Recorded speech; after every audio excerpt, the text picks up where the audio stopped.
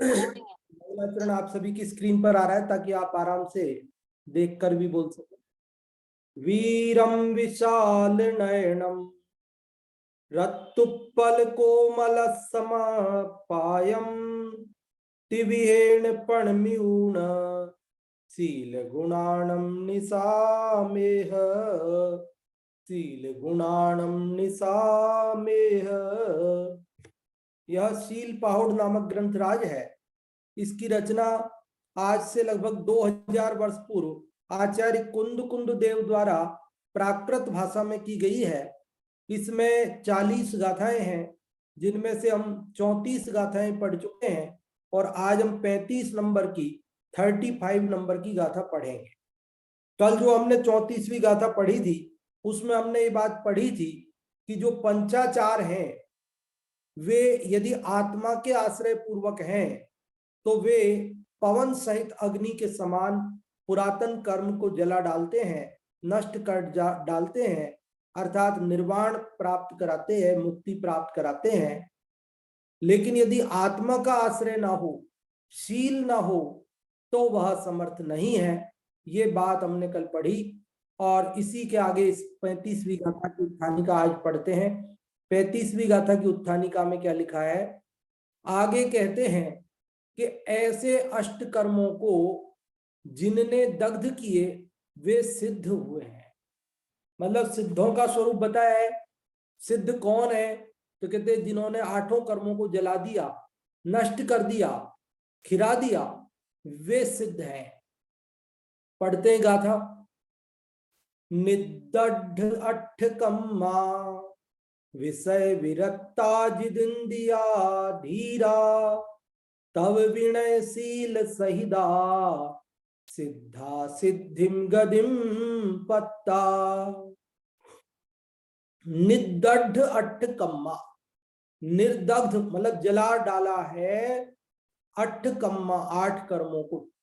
जिन्होंने 8 कर्मों को जला डाला है, विषय विरक्ता और विषयों से विरक्त हो गए हैं, जिदिंदिया और जो जितेंद्रिय हैं, धीरा जो धीर हैं, धैर्यशाली हैं, तब विनयशील सहिदा, तप विनय और शील सहित हैं, सिद्धा वे सिद्ध, सिद्धिम गदिम पत्ता सिद्ध गति को प्राप्त हुए हैं।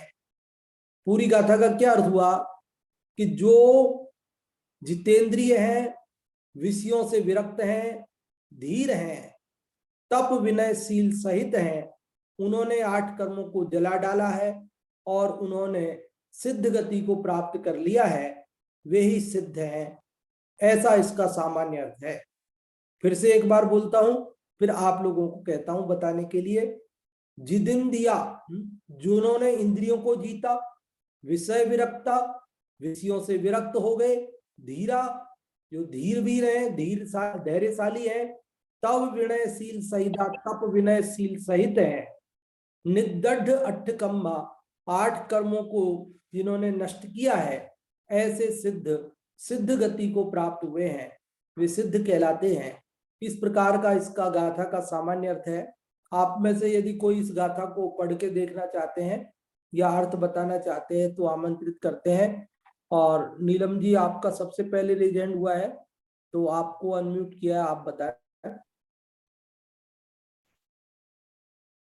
सभी को जय जिनेन्द्र। मणिदट्ट अट्ट कम्मा विषय विरक्ता जिंदिया धीरा तब विनयशील सहिदा सिद्धा सिद्धिम गदिम पत्ता। इसमें बताया है कि जिन्होंने अष्टकर्मों को नाश किया है वो सिद्ध हैं।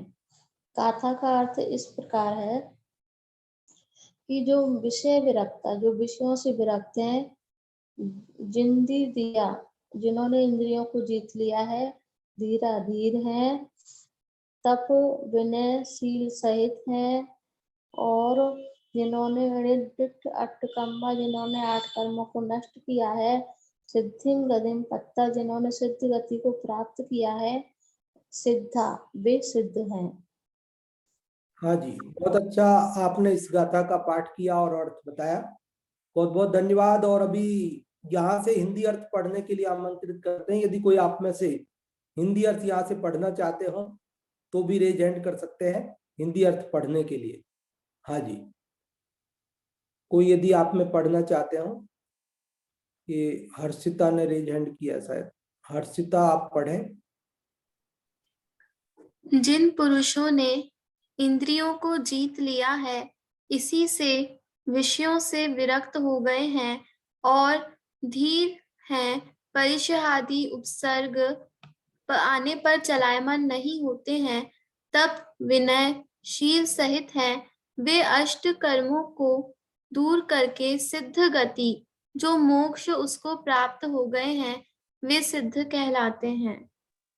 बहुत अच्छा आपने पढ़ा हर्षिता जी। क्या लिखा है कि जिन पुरुषों ने इंद्रियों को जीत लिया है, सबसे पहले उन्होंने जितेंद्रिया, तो इसका अर्थ किया कि जिन पुरुषों ने इंद्रियों को जीत लिया है, इसी से विषयों से विरक्त हो गए।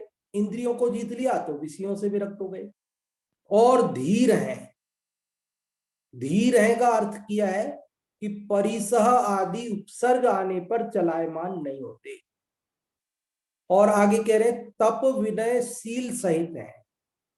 नीचे शब्द था तब विनयशील सहित, उसका अर्थ है वे अष्ट कर्मों को दूर करके सिद्ध गति, जो मोक्ष उसको प्राप्त हो गए हैं, वे सिद्ध कहलाते हैं।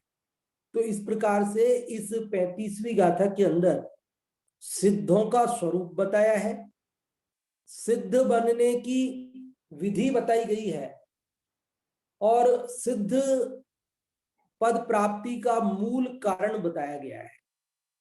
तो सिद्धों का स्वरूप आपके सामने है कि वे 8 कर्मों से रहित होते हैं, सिद्ध गति को प्राप्त हुए हैं, और उसको बनने की, सिद्ध बनने की प्रक्रिया बताई है कि जितेंद्रिय होता है कोई, विषयों से विरक्त होता है, धीर होता है, तब विनयशील सहित होता है, तब वो 8 कर्मों को नष्ट कर डालता है और सिद्ध गति को प्राप्त कर लेता है, वही सिद्ध कहलाता है। तो इसमें पूरी प्रक्रिया भी आ गई स्वरूप के अंदर। और साथ ही मूल कारण क्या है, तो मूल कारण शील है।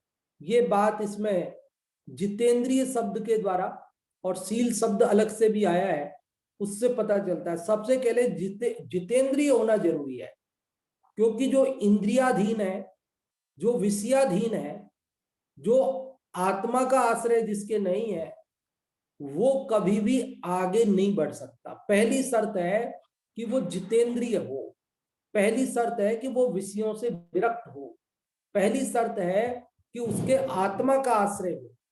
इंद्रियों का जीतना तभी संभव है जब इंद्रियों से भिन्न जो अपना आत्म तत्व है, उसकी जिसे समझ हो, उसकी जिसे पहचान हो, उसकी जिसे श्रद्धा और रुचि हो, वही इंद्रियों को जीत सकता है, वही विषयों से विरक्त हो सकता है।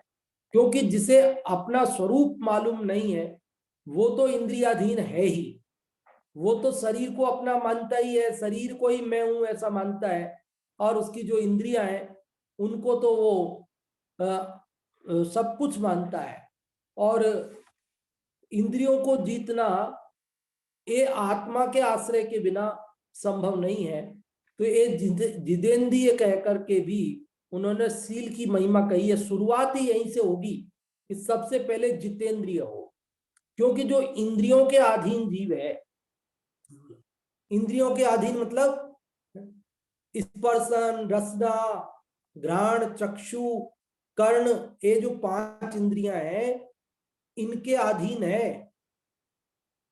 देखो लोक में हम देखते हैं कि बड़े बड़े लोग, बड़े बड़े कितने ही ज्ञानी लोग, कितने ही तपस्वी लोग, और कितने ही लोग एक एक इंद्री के जरा जरा से विषयों के पराधीन रहते हैं, और ऐसी पराधीनता के कारण वे मुक्ति मार्ग से भी भ्रष्ट हो जाते हैं, आगे नहीं बढ़ पाते।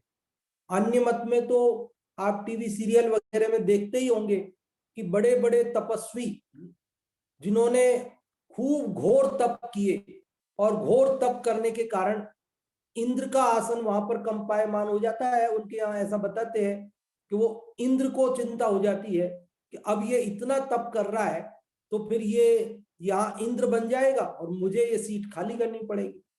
सो वो इंद्र उनको डिगाने के लिए, तप से डिगाने के लिए, डिस्टर्ब करने के लिए वो वहां से जो सुंदर स्त्रियां हैं, देवांगनाएं हैं, रंभा, उर्वशी इत्यादि, उन्हें वे यहाँ उन तपस्वियों के तप को भंग करने के लिए भेज देते हैं। और जब वे यहाँ आती हैं और नाना प्रकार से हाव भाव, नृत्य आदि द्वारा उनको लुभाती है और अनेक तपस्वी उनके लुभावन में आ जाते हैं और आखिरकार उस तप से भ्रष्ट हो जाते हैं और वो इंद्र का आसन सुरक्षित हो जाता है। इंद्र निश्चिंत हो जाते हैं कि चलो, जो व्यक्ति हमारे पद का प्रत्याशी था वो अब धराशायी हो गया है और हमें अब कोई चिंता करने की जरूरत नहीं है। इसी प्रकार मुक्ति मार्ग में बढ़ने वाले जीवों में भी यदि इंद्रिय की अधीनता है, इंद्रियों का जयपना नहीं है, तो वह मुक्ति के मार्ग में आगे नहीं बढ़ सकता। बोलो, आपकी हमारी कैसी दशा हो रही है कि हमारे तो चाय बिना चले नहीं, अपने को जरा जरा सी चीज की पराधीनता है, जनाब मेरे को इसके बिना नहीं चलता है, मेरे को उसके बिना नहीं चलता है, मुझे ये तो चाहिए ही पड़ता है, मैं इसके बिना रह ही नहीं सकता हूं। तो नाना प्रकार की हमारी स्थितियां हैं जो हमारी इंद्रियाधीनता को दर्शाती है। अगर एक दिन सब्जी में नमक नहीं हो तो हम उसको खा नहीं सकते हैं, एक दिन हमारे को ऐसी हमारी पसंद की सब्जी नहीं हो तो हमें भोजन नहीं हमारे गले से उतरता है। ये सब हमारी इंद्रियाधीनता ही तो है, और क्या है। तो यह कह रहे हैं कि जिन पुरुषों ने इंद्रियों को जीत लिया है, पहली शर्त तो यह है कि वो इंद्रियाधीन ना हो, इंद्रिय विजयी हो, ये अत्यंत आवश्यक है। और इसी से विषयों से विरक्त हो गए। जब इंद्रियों को जीत लिया मतलब इंद्रियों के विषयों को जीत लिया, क्योंकि विषयों के से विरक्ति नहीं होती तो इंद्रियों का जीतना नहीं कहलाता। इंद्रियों को जीत लिया तो वो विषयों से अधीन नहीं है, विषयों से विरक्त ही है। तो विषयों से विरक्ति और इंद्रियों का जीतना एक तरह से एक ही बात है। इसलिए वो कह रहे जिन पुरुषों ने इंद्रियों को जीत लिया है इसी से विषयों से विरक्त हो गए हैं और धीर हैं। कैसे हैं? धीर हैं। धीर मतलब धैर्यशाली। धैर्यशाली किसको कहते हैं कि अनेक प्रकार के विघ्न आए तो भी वह अपने लक्ष्य से भ्रष्ट ना हो, उसे कहते धैर्यशाली। यहां लिखा है परिसहादि उपसर्ग आने पर चलायमान नहीं होते, कि कितने भी परिसह आए, सर्दी पड़े, गर्मी पड़े, भूख लगे, प्यास लगे, कुछ भी हो, मच्छर काटे, नाना प्रकार के उपसर्ग हो तो भी वह डिगता नहीं है, उसे कहते धीर। धीर समझ में आई बात? धीर मतलब धैर्यशाली। धैर्यशाली मतलब नाना प्रकार के विघ्न आने पर भी जो अपने मार्ग से, लक्ष्य से भ्रष्ट नहीं होता, उसे कहते धैर्यशाली। और ये तो चर्चा आपने अनेक विद्वानों के मुखों से और अनेक बार सुनी होगी कि धीरता एक अत्यंत आवश्यक गुण है। वीरता से भी अधिक धीरता आवश्यक है। वीरता तो प्रहार करने की योग्यता और धीरता प्रहार सहने की योग्यता। देखो, आपने तलवार चला रहे हैं युद्ध में, तो आप 4 तलवार के वार करेंगे तो सामने वाला कमजोर होगा तो भी एक वार तो वो भी करेगा भाई। तो आपने 4 वार किए, आप वार करने में तो होशियार हैं, लेकिन सामने वाले ने एक वार आपके ऊपर कर दिया, उसको आप सह सकते हैं कि नहीं सह सकते हैं? अगर आप उस वार को नहीं सह सकते हैं तो आप तो वहीं तमाम हो गए, बस खत्म बात। फिर आगे लड़ाई कैसे होगी? महाराणा सांगा के बारे में आता है कि उनको 80 घाव लगे थे, 80 घाव उनके शरीर में लगे थे, तो भी वे युद्ध स्थल में बढ़े जा रहे थे, लड़े जा रहे थे, वे उससे हटे नहीं, डिगे नहीं, 80 घाव तलवार के वार उनको सहन कर लिए उन्होंने, 80 वार हो गए, जगह जगह खून खच्चर हो गया, लेकिन फिर भी वे वहां से डिगे नहीं। तो ऐसे ही मुक्ति के मार्ग में भी नाना प्रकार के विघ्न आएंगे।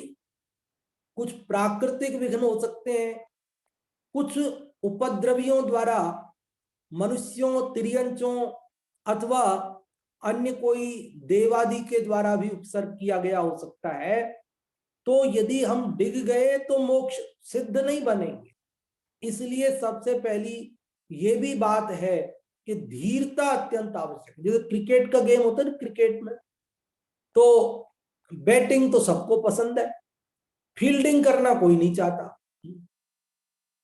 बैटिंग में तो क्या है, बल्ला घुमाना है साहब, लेकिन फील्डिंग में तो दौड़ना पड़ता है, बॉल रोकनी पड़ती है। तो बच्चे जब खेलते हैं तो बैटिंग के लिए तो लालायित रहते हैं कि मैं बैटिंग करूंगा, लेकिन फील्डिंग के लिए, अरे भैया फील्डिंग का भी उतना ही अधिक महत्वपूर्ण योगदान है। आप बैटिंग करके चौका छक्का मार सकते हैं, सब कुछ कर सकते हैं, लेकिन सामने वाला जब चौके छक्के मारेगा तब यदि आप उस बॉल को रोक नहीं सकते हैं, आप जल्दी से दौड़ के पकड़ नहीं सकते हैं और जल्दी से उसको कैच नहीं कर सकते हैं, तो सामने वाले को कभी भी आउट नहीं कर पाएंगे। आपने तो रनों का पहाड़ खड़ा कर दिया, ठीक है, चौके चौके बरसा दिए, लेकिन सामने वाला भी तो बरसाएगा। फिर जब वो बरसाएगा तब आप कैसे रोकेंगे उसे? आप तो उसे आउट ही नहीं कर सकेंगे। तो ये धीरता का गुण है, ये बहुत आवश्यक होता है। खेल के अंदर भी ये धीरता आदि के गुण हमारे अंदर आ जाए, इसी के लिए बचपन से खेलों को प्रोत्साहन दिया जाता है, क्योंकि वहां खेल में भी बहुत धैर्य चाहिए पड़ता है। क्योंकि कई बार आप हारते हैं, कई बार आपको कठिन श्रम करना पड़ता है, सारी स्थितियां वहां बनती है। और हमारे लोक मार्ग में भी हमारे ऐसी स्थितियां बनती है कि कई बार अनेक लोग अनेक तरह की बातें, कटु बातें हमें कह जाते हैं, और हमें उन बातों को यदि सहना नहीं आता तो हम विचलित हो जाते हैं और हम अपने लक्ष्य से भ्रष्ट हो जाते हैं। ऐसे ही मोक्ष मार्ग में भी विघ्न आते हैं, और उन विघ्नों को सहन करना। देखो, मोक्ष मार्ग में जो जीव जा रहा है, मुक्ति पाने वाला है, तो अब वो तो समस्त कर्मों का अभाव करके पाएगा। तो जो भी कर्म उसके बचे हैं, या तो वे खिरेंगे या उदय में, मतलब उदय में सविपाक निर्जरा होगी या अविपाक निर्जरा होगी। तो वो कर्म उदय में आकर के भी खिरेंगे, कर्म समय से पूर्व तप द्वारा भी खिरेंगे, सारी स्थितियां बनेंगी। तो कोई आपके पाप का उदय शेष होगा, वो आएगा, वहां विघ्न होंगे, उपसर्ग होंगे, लेकिन उनसे यदि हम डिग गए तो क्या होगा कि तो हम सिद्ध गति को प्राप्त नहीं कर सकेंगे। इसलिए यहां धीरता को बहुत आवश्यक बताया कि जिन पुरुषों ने इंद्रियों को जीत लिया है, इसी से विषयों से विरक्त हो गए हैं और धीर हैं, अर्थात परिसहादि उपसर्ग आने पर चलायमान नहीं होते हैं, तप विनय शील सहित है। ये सारी खासियतें हैं, वे अष्ट कर्मों को दूर करके सिद्ध गति, जो मोक्ष उसको प्राप्त हो गए हैं, वे सिद्ध कहलाते हैं। तो ये अष्ट कर्मों का नष्ट होना, सिद्ध गति की प्राप्ति होना जिस जीव को होता है, वो जीव सिद्ध कहलाता है। और ये सब कब संभव होता है कि इसके लिए इंद्रियों का जीतना, विषयों से विरक्ति, ये सब कह करके उन्होंने सील का ही कहा, और सील के लिए अलग से भी कहा उन्होंने, तब बिना सील। तो ये जो एक भक्तामर जी में भी तो अपना एक अपन छंद पढ़ते हैं, क्या पढ़ते हैं? चित्रम की मात्र यदि ते त्रिदशांग नाभे नीतम मनागपि मनो न विकार मार्गम कल्पांत काल पवनोद्धत कल्पांत काल मरुता चलिता चलेन किम मंदराद्रि शिखरम चलितम कदाचित।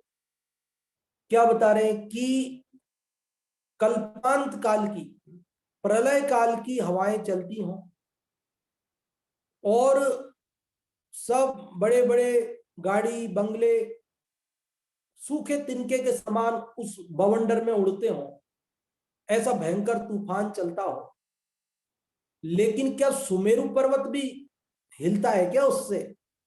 तो कहते सारी चीजें हिलती हों उड़ती हों, लेकिन सुमेरु पर्वत नहीं हिलता। उसी प्रकार हे भगवान, आपको कोई नहीं डिगा सकता है। मतलब जो मुक्ति मार्ग का पथिक है वो भी नहीं डिगता है। उसके सामने कितने भी प्रलोभन आए, उसके सामने कितने भी विघ्न आए, कितने भी उसके संकट आए, कितनी भी उसको इंद्रियों के विषय ललचाना चाहे, लेकिन वह उसे ललचाने में समर्थ नहीं है। ऐसा वह धीर पुरुष है। जिन पुरुषों ने इंद्रियों को जीत लिया है, इसी से विषयों से विरक्त हो गए हैं और धीर हैं, परिसाहादि उपसर्ग आने पर चलायमान नहीं होते हैं, तप विनयशील सहित हैं, वे अष्ट कर्मों को दूर करके सिद्ध गति जो मोक्ष उसको प्राप्त हो गए हैं, वे सिद्ध कहलाते हैं। और भावार्थ में क्या लिखा है देखिए, केवल एक लाइन का भावार्थ है कि यहां भी जितेंद्रिय और विषय विरक्तता ये विशेषण सील ही को प्रधानता से दिखाते हैं। इसमें जितेंद्रियपना, विषय विरक्तपना और सील अलग से भी आया ही है, तो ये जो विशेषण है ये सील ही को प्रधानता से दिखाते हैं। मतलब यहां पर भी इस गाथा में भी सील की महिमा बता रहे हैं। और क्या महिमा बता रहे हैं सील की? कि सील ही सिद्धत्व का आधार है। सिद्धत्व की प्राप्ति का मूल कारण शील ही है। शील क्या? स्वभाव। शील क्या? स्वभाव रूप परिणमन। शील क्या?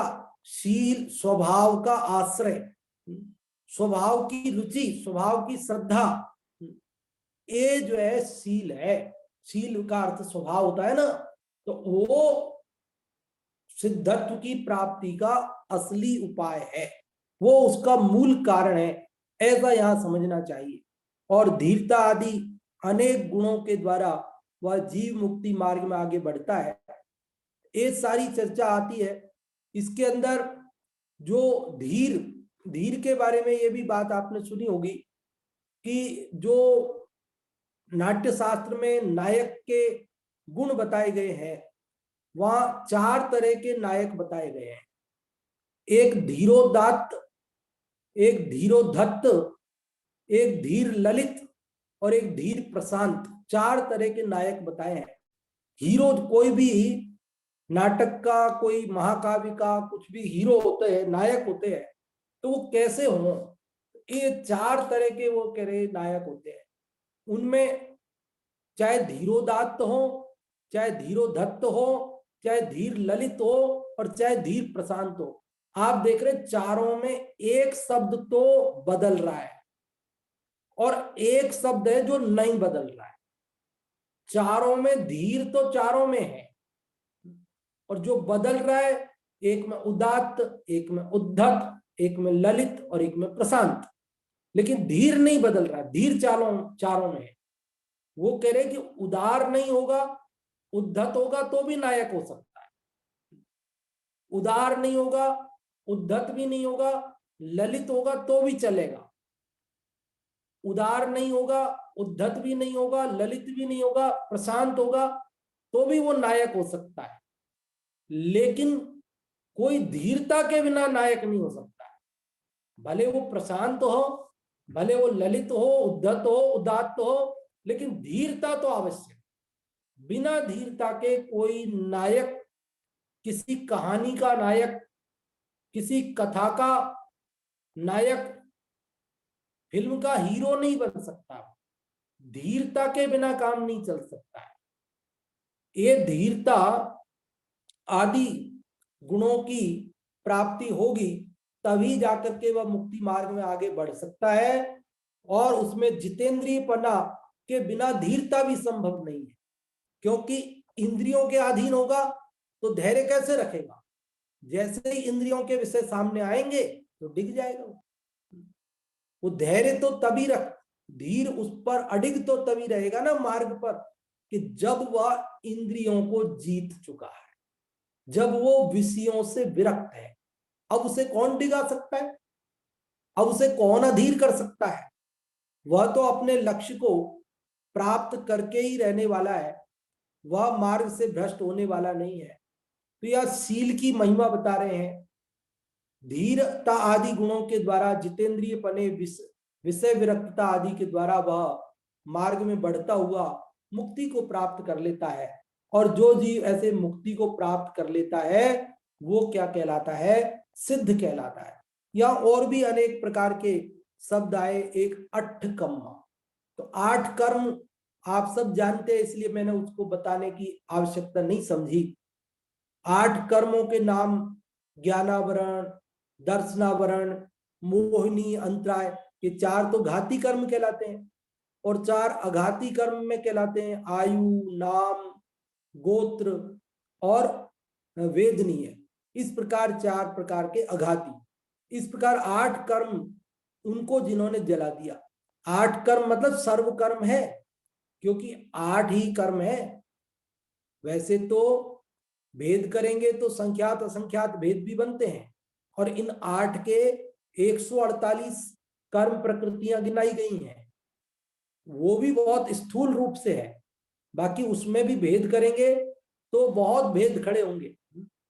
जैसे ज्ञानावरण के 5 भेद कर दिए, मति ज्ञानावरण, श्रुत ज्ञानावरण, लेकिन मति ज्ञानावरण के भी कितने भेद हैं?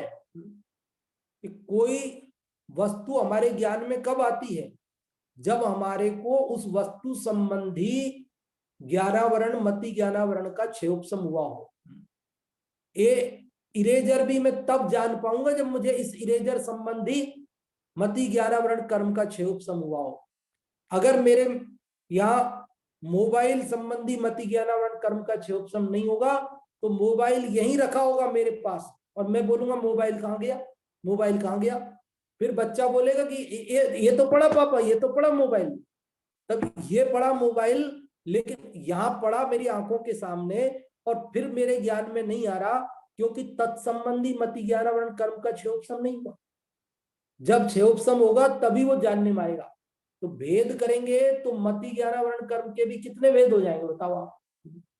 कि दुनिया में जितने पदार्थ हैं उतने भेद हो जाएंगे। तो असंख्यात अनंत भेद हो सकते हैं ऐसे, लेकिन मूल में 8 कर्म जगत में प्रसिद्ध है। वो 8 कर्मों को उन्होंने नष्ट किया, मतलब समस्त कर्मों को नष्ट किया। विषयों से विरक्त हुए। क्या हुए? विषयों से विरक्त हुए। अब विषय मतलब 5 इंद्रियों के विषय वो तो है ही, लेकिन विषय मतलब क्या? तो कहते आत्मा को छोड़कर बाकी सब विषय है, उन सब से विरक्त होना है। यहां परद्रव्य मात्र विषय है। परद्रव्य और परद्रव्य के निमित्त से पैदा हुए जो भाव, विकारी भाव, वो भी परद्रव्य, वो भी विषय है। या राग भाव भी विषय है, द्वेष भाव भी विषय है। तो उन परद्रव्यों से, परद्रव्य के निमित्त से पैदा हुए अपने विकारी भावों से भी जो विरक्त है, अपने रागादि विकारी परिणामों को भी अपने से भिन्न जानता है और उनकी रंच मात्र भी रुचि नहीं रखता है, अपने एक ज्ञान स्वभाव की ही जिसे रुचि हुई है, वही वास्तव में विषयों से विरक्त है। बाकी तो किसी ना किसी रूप में विषय ही खड़े हो जाते हैं हमारे सामने आकर के, और हम उनमें ही लुभा जाते हैं। शुभ भाव में भी अगर हम अटक जाते हैं तो वो भी यहाँ कहते विषय विरक्तता नहीं हुई। शुभ भावों से भी पार अपने ज्ञान स्वभाव में रमता है, तभी जाकर असली विषय विरक्तता है। जितेंद्रियपना है, धीरता है, तप है, विनय है, शील है। अब ये तप, विनय, शील आदि के भेद करें तो वो भेद वाली तो चर्चा वैसे यहाँ है ही नहीं। अपन भले ही समझने के लिए उनको भेदों को समझ लेवे कि तप 12 प्रकार का, उनमें 6 अंतरंग, 6 बहिरंग, विनय 4 प्रकार की, दर्शन विनय, ज्ञान विनय, चारित्र विनय, उपचार विनय इत्यादि, अपन उसके भेद कर ले, लेकिन भेदों का वास्तव में प्रकरण नहीं है। यहाँ भेद गिनाना उद्देश्य नहीं है। यहाँ तो ये कह रहे कि ये सील है तो सब है और सील नहीं है तो कुछ नहीं है। ये सिद्धत्व की प्राप्ति का, सिद्ध गति की प्राप्ति का भी यदि कोई उपाय है तो वो सील है। सील के बिना सिद्धत्व की प्राप्ति नहीं हो सकती है, ये बात यहाँ बताना चाहते हैं। और इस पूरे सील पहाड़ का संदेश यही है कि हम सील अर्थात अपने स्वभाव को जाने, स्वभाव को पहचाने, उसकी श्रद्धा करें, रुचि करें और रागादि से भिन्न अपने निज ज्ञान स्वभाव में रमें, उसमें जमे, उसमें लीन हो जाए, तल्लीन हो जाए और सुखी हो जाए। यही संदेश इस पूरे सील पहाड़ का है। और बाकी सदाचार, विनम्रता आदि सामान्य जो गुण है लौकिक, वो सब भी इसके अंतर्गत शामिल है। क्योंकि पूर्व में हम पढ़ के चुके हैं कि जितने भी भले काम हैं, भले भाव हैं, वो सब सील के परिवार हैं, सील के अंतर्गत है। सम्यक दर्शनादि भी सील के अंग है, सील के अंदर है, सील के परिवार है। ये अपने स्वभाव के श्रद्धा का नाम ही तो सम्यक दर्शन है, स्वभाव के ज्ञान का नाम सम्यक ज्ञान है और स्वभाव की रमणता का नाम सम्यक चारित्र है। और ऐसा स्वभाव का आश्रय हो तो कल हमने पढ़ा पंचाचार है, या आत्मा का आश्रय है तो दर्शनाचार, ज्ञानाचार, चारित्राचार, तपाचार, वीर्याचार, पंचाचार मौजूद है। और यदि आत्मा का आश्रय नहीं है तो कुछ नहीं। कल हमने कई दृष्टांतों से बात को समझा था कि एक नमक सारे नमकीन को सुस्वादु बनाता है, एक मीठा सारी मिठाइयों को सुस्वादु बनाता है, उसी प्रकार एक आत्मा का आश्रय समस्त धर्म के अंगों को सफल बनाता है और धर्म का जो फल, मुक्ति, सिद्ध अवस्था उसकी प्राप्ति कराता है। और यदि उस स्वभाव का आश्रय नहीं है तो वह हमारे लिए दूर की कोड़ी सिद्ध हो जाता है कि आसानी से वो प्राप्त नहीं होता है। अभी आप लोगों से हम पूछना चाहते हैं कि जो लोग इस 35वीं गाथा के बारे में कुछ पूछना चाहते हो तो वे भी पूछ सकते हैं, और कुछ बताना चाहते हैं, सार बताना चाहते हैं तो वे भी बता सकते हैं। अंगूरी जी का सबसे पहले रेजेंट हुआ है तो हम उन्हीं को पहले अनम्यूट कर रहे हैं। अंगूरी जी आप बताएं। जय जिनेन्द्र पंडित जी। जय जिनेन्द्र। पहले तो गाथा पढ़ रहे। हाँ जी। ऋद्यर्थ अट्ठ कर्मा विषय विरक्ता जिदी दिया धीरा तब विनयशील सहदा सिद्धा सिद्धि गद्दी पत्ता।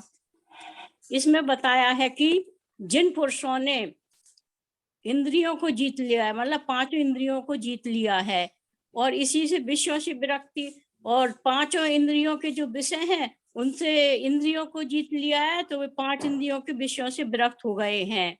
और धीर अर्थात जो परिसय 22 परिसय हैं, क्षुधा, तृषा, शीत, उष्ण, दंश, मशक, नागन, अरति, स्त्री, चर्या, निषद्या, सय्या, आक्रोश, बध, याचना, अलाभ, रोग, तृण, स्पर्श, मल, सत्कार, पुरस्कार, प्रज्ञा, अज्ञान और अदर्शन। 22 परिचयों पे परिचय जयी हो गए हैं, विजय प्राप्त कर ली है। और जो तप और विनय और शील सहित हैं, शील माने अपने आत्मा के स्वभाव से सहित हैं, और जिन्होंने 8 कर ज्ञानावर्णी, दशनावर्णी, मोहिनी, अंतराय, वेदनी, आयु, नाम और गोत आदि 8 कर्मों को जीत लिया है, उन्हीं ने मोक्ष को प्राप्त किया है। और जो शील है वो शील ही विनय है, शील ही तप है, शील ही 5 प्रकार का वो आचार है, वो है। तो शील ही आत्मा के आश्रय से प्राप्त होता है, ये बताया है। जैसे कि मतलब यदि कोई नमकीन बना तो नमक ना हो तो कोई उसका महत्व नहीं होता, और जिस प्रकार मीठा बनाना हो तो शक्कर ना हो, मिठाई नाम नहीं पाता है। उसी प्रकार यदि जीवन में शील नहीं है तो कुछ भी कार्य नहीं है। और जैसे आपने बताया कि चित्रम किमत्यदिते दिशांग नाभि नीतम मना गपि मनोन विकार मार्गम कल्पांत काल मरता चलता चलेने शिखरम चला किम मंदराद्रि शिखरम चलतम कदाचित। जैसे फिरने काल की बड़ी बड़ी पहाड़ियों की चोटियों को नहीं हिला सकती, उसी प्रकार ये भगवान आपने जब 5 इंद्रियों को विजय प्राप्त कर ली है और विषयों हो गए हैं, तो आपको देवलोक की अप्सराएं भी आपके मन में विकार उत्पन्न नहीं कर सकती हैं, चलायमान नहीं कर सकती हैं। और इससे, इस गाथा से यही सिद्ध होता है कि हमारे जीवन में सीख होना चाहिए, और सीख के बिना हम जीवन में हम कुछ भी मोक्ष गति को प्राप्त नहीं कर सकते हैं। हाँ जी, बहुत अच्छा अंगूरी जी, आपने इस 35 गाथा का सार बताया। साथ में 22, हाँ क्या कह रहे हैं आप, फिर से बोलें। मुक्तक भी है इसके ऊपर। हाँ जी, बोले। लगे जाकर निशाने पर उसे हम तीर कहते हैं, बचाए लाश सतियों की उसे रघुवीर कहते हैं, जो युद्ध में जीते उसे रणधीर कहते हैं, जीते जो अष्ट कर्मों को उसे महावीर कहते हैं। हाँ जी, बहुत अच्छा। जीते जो अष्ट कर्मों को उसे महावीर कहते हैं। बहुत अच्छा, आपने बहुत ध्यान से, रुचि से आप सुनती हैं और बराबर आप बताती हैं। आपने बहुत अच्छे से सब बताया। और अब और भी कोई बताना चाहते हो या आप में से कुछ पूछना चाहते हो तो आप रेज हैंड कर सकते हैं, अन्यथा हम कुछ छोटे प्रश्न आपसे पूछते हैं। अभी हमारा पहला प्रश्न ये है, यहाँ पर एक तो 8 कर्मों की बात आई, तो 8 कर्मों के नाम कोई यदि बताना चाहते हो तो 8 कर्मों के नाम बताने के लिए रेज हैंड कर सकते हैं। हाँ जी, एक रेज हैंड तो हुआ है 8 कर्मों का नाम बताने के लिए। 2 और भी कोई बताना चाहते हैं?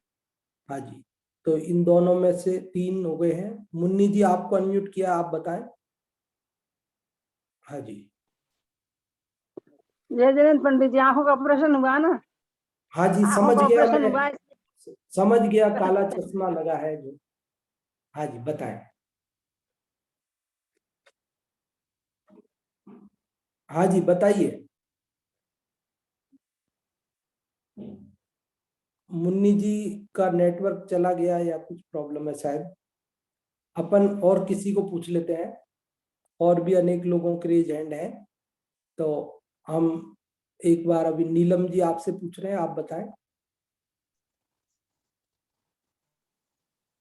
ज्ञानावरण, दर्शनावरण, मौनीय, अंतराय, आयु, नाम, गोत्र, वेदनी। हाँ जी, इनमें बहुत 4 अच्छा। कर्म घाती हैं और 4 कर्म अघाती हैं। हाँ जी, बहुत अच्छा आपने बताया। और अभी 22 परिसहों के भी नाम अभी अंगूरी जी ने सुनाए थे, और यदि और भी कोई बताना चाहते हो 22 परिसहों के नाम, तो हम आपको आमंत्रित कर रहे हैं। और ये 22 परिसहों का नाम बताने के लिए अनम्यूट किया है यशोधरा आंटी जी, आपको, आप बताएं। कोई एकाध क्रम आगे पीछे हो सकता है। हाँ, कोई बात नहीं, 22 हो जाए पर।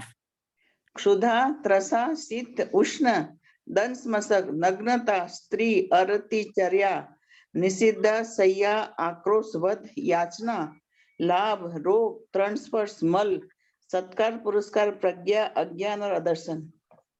हाँ जी, हो गए होंगे शायद 22, मुझे लग रहा है। हो गए 22। हाँ जी, बहुत बढ़िया, धन्यवाद आपके लिए। और जो लोग याद करना चाहते हैं, तत्वार सूत्र का एक सूत्र है, बस उसे याद कर लें तो पूरे 22 याद हो जाएंगे, है ना। क्षुद, पिपासा, शीतोष्ण, दंस मसक, नाग्न्या, रति, स्त्री, चर्या, निसद्या, सह्या, क्रोश, वध, याचना, लाभ, रूप, तृण स्पर्शन, मल, सत्कार, पुरस्कार, प्रज्ञा, ज्ञाना, दर्शनानि। ये एक सूत्र यदि आप याद कर लेते हैं तो पूरे 22 परिसरों के नाम हमको याद हो जाते हैं। और अगला प्रश्न हमारा यह है कि इस 35वीं गाथा में किनका स्वरूप बताया गया है। इस 35वीं गाथा में किसका स्वरूप बताया गया है, ये एक शब्द का ही उत्तर है। वैसे तो आप में से जो भी बताना चाहते हैं वे रेज हैंड कर ही रहे हैं, और भी कोई बताना चाहते हो तो और भी रेज हैंड कर सकते हैं। और इसका उत्तर अभी हम अंगूरी जी आपसे ले रहे हैं, आप बताएं किसका स्वरूप बताया गया है इसमें? इसमें सिद्ध भगवान का स्वरूप बताया गया। हाँ जी, इसमें सिद्ध भगवान का स्वरूप बताया गया है। और सिद्ध भगवान के स्वरूप की पूरी प्रक्रिया तो बताई ही है, लेकिन सिद्ध बनने का मूल कारण क्या है वो अब हमारा प्रश्न है कि सिद्ध बनने का जो उपाय है, प्रक्रिया है, उसमें मूल कारण क्या है सिद्धत्व का, वो एक शब्द का ही उत्तर है। वो हम आपसे जानना चाहते हैं, जो भी बताना चाहते हैं रेज हैंड कर सकते हैं कि सिद्ध बनने का मूल कारण क्या है, मूल उपाय क्या है। और इसका उत्तर हम हर्षिता जी से ले रहे हैं। हर्षिता जी आप बताएं। शील मुख्य रूप से कारण बताया गया है यहाँ पे। हाँ जी, बहुत अच्छा कि शील को मुख्य रूप से यहाँ पर कारण बताया गया है सिद्धत्व का। और यहाँ धीर शब्द आया तो धीरता शब्द का अर्थ भी अपन ने किया। 4 प्रकार के नायकों की चर्चा भी आई। यदि आप में से किसी को याद हो और बताना चाहते हो धीर शब्द का क्या अर्थ है और नायक कितने प्रकार के होते हैं, तो आप रेजेंट करके बता सकते हैं। हाँ जी, और इसके लिए यशोधरा आंटी जी आपको अनम्यूट किया है, आप बताएं। अनेक प्रकार के उपसर्ग आवे या परिसर हो या कोई भी प्रहार सहन करने पड़े, फिर भी उसमें उस समय वो चलायमान नहीं हुए, उसे धीर कहते हैं। हाँ और जिससे 4 प्रकार के नायक बताए आपने, उसमें धीर उदात्त, धीर उद्धत, धीर ललित और धीर प्रशांत, शायद यही 4 नाम बताए। हाँ जी, यही 4 नाम बताए थे। और उदाहरण से यदि आप समझ सकते हैं, धीर और उदार मतलब जो धैर्यशाली तो है ही, लेकिन उदारता भी उसके अंदर है। जैसे राम है, भरत चक्रवर्ती हैं, तो एक है धीर भी है और उदार भी है। जैसे एक और 6 खंड के विजेता बनने के लिए जब निकले तो अनेक राजाओं को जीत लिया और जीत करके उनका राज्य वापस उनको ही लौटा दिया। उदारता, साथ में उदारता इतनी कि लो तो तुम ही राज करो, हमें कुछ नहीं चाहिए। ये तो एक नियोग है कि हमें ये दिग्विजय करने निकलना पड़ता है और जीतना पड़ता है, लेकिन ये तुम संभालो। इतनी उदारता कि जीता और जीत के वापस उसी को दे दिया। ऐसे धीरोदात्त नायक कहलाते हैं। और राम ने भी जैसे रावण को जीतने के बाद वो लंका अपना साम्राज्य नहीं बनाया, बल्कि वहीं उनको ही सौंप करके आगे बढ़ गए। तो इस प्रकार से धीरोदात्त नायक कहलाते हैं। और धीरोद्धत कौन होते हैं? जो उद्दंड होते हैं, मतलब बात बात में गुस्सा हो जाते हैं, एकदम से आवेश में आ जाते हैं, वे धीरोद्धत नायक कहलाते हैं। जैसे भीम है, लक्ष्मण है, जैसे रावण खुद है। तो वो क्या है कि हर बात में आवेश में आ जाता है, तुरंत क्रोध करने लगते हैं, वो धीरोद्धत कहलाते हैं।